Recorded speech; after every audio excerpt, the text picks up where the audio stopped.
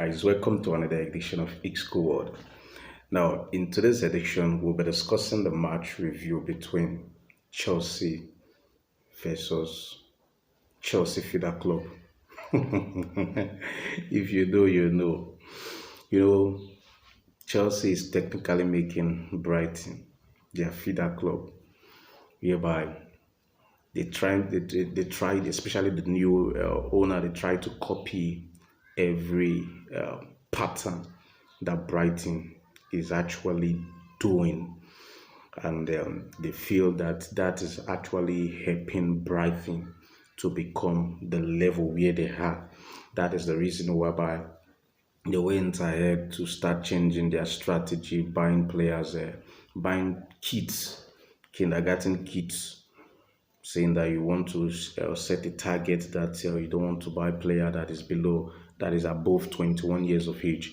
And since you copy the blueprint of Brighton, and Brighton is a mid-table team, don't mind the fact that last season they were able to finish in the Europe pedigree level, but we've seen that the tendency to sustain that is affecting them in this current season. Now, without any further ado, we'll be discussing a match review whereby Chelsea won the game 3-2. But I want to ask, how long will Chelsea fans go through this kind of nightmare? All because they want to support Chelsea. Now, this is a point of caution. If you know you are having a heart condition, please just look for another thing to support other than Chelsea, because these guys, my God. Now, I want you to like the video, share, subscribe, and click the bell notification, because we have blockbuster videos that are coming up. So for you not to miss out, click the bell notification and also like the video so that YouTube can help recommend this video to more persons. So kudos for those who have actually liked, share, and if this is your first time, like I said earlier on, subscribe. Now, Chelsea, is not as if the game between Chelsea and Brighton, they really played fantastic well. No, because you have 1 week to prepare towards this game, and Brighton, they play in Europa League on Thursday. So Brighton just have Friday, Saturday, and Sunday they played.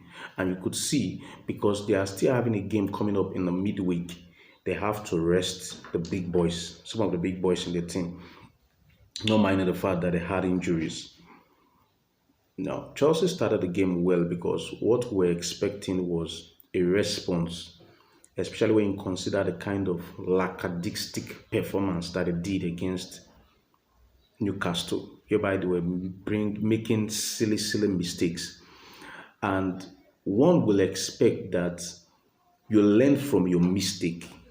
Now, when you're repeating a particular mistake every now and then, it shows that something is fundamentally wrong.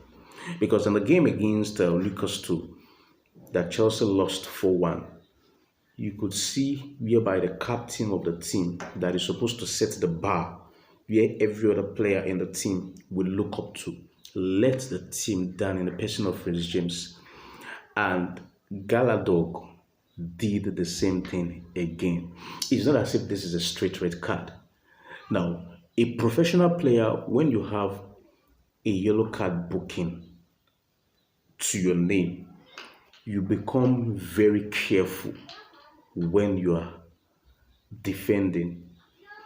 Now, because Chelsea, kudos to them, they started the game very well.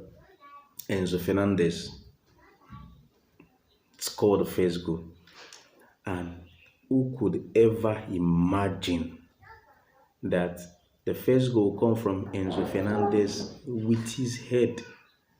Because there's something I saw in the course of the game, and I was shocked.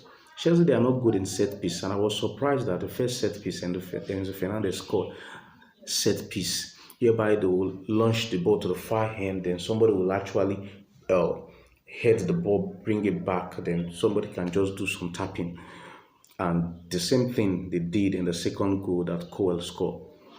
Now, Chelsea, because the first goal they conceived, I was screaming to Cole, this is your ex-player, a left-footed player that is in front of your 18 box. You don't show him the position to take it to his left foot.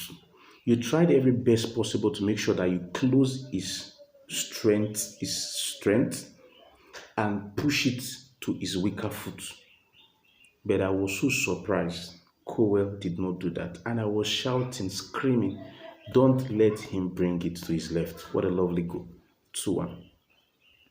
Now, I was imagining how on earth with Gallagher launching that kind of tackle when you know you're on a yellow card.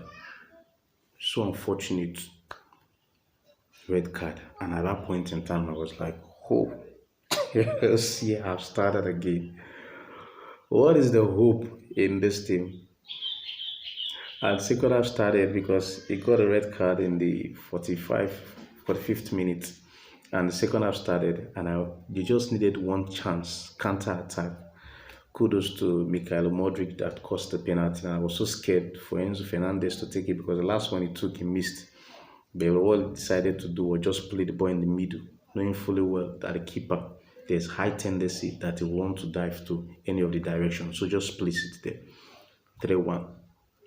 Now, one thing I don't really understand is Premier League officials. Because the penalty that was awarded to Chelsea, the ref in real time did not give the penalty. VAR have to call the ref to actually look into the scene. But the one that the ball hit Cole on his face, you could see the ref was just quick to penalty.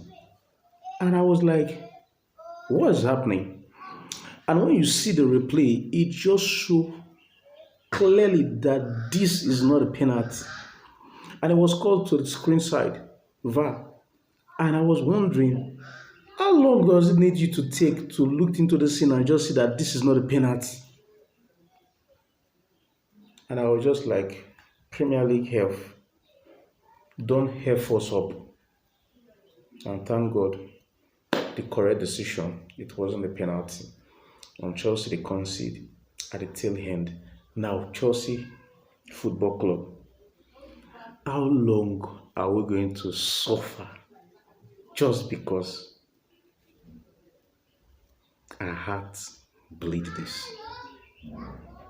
Please, I want you to drop your comments with respect to what you think are the positive you saw in this game. Mind you, on Wednesday, Chelsea versus Manchester United. Man United, they are not doing very well, but when it's actually a game between the so-called big boys, every player tend to awake.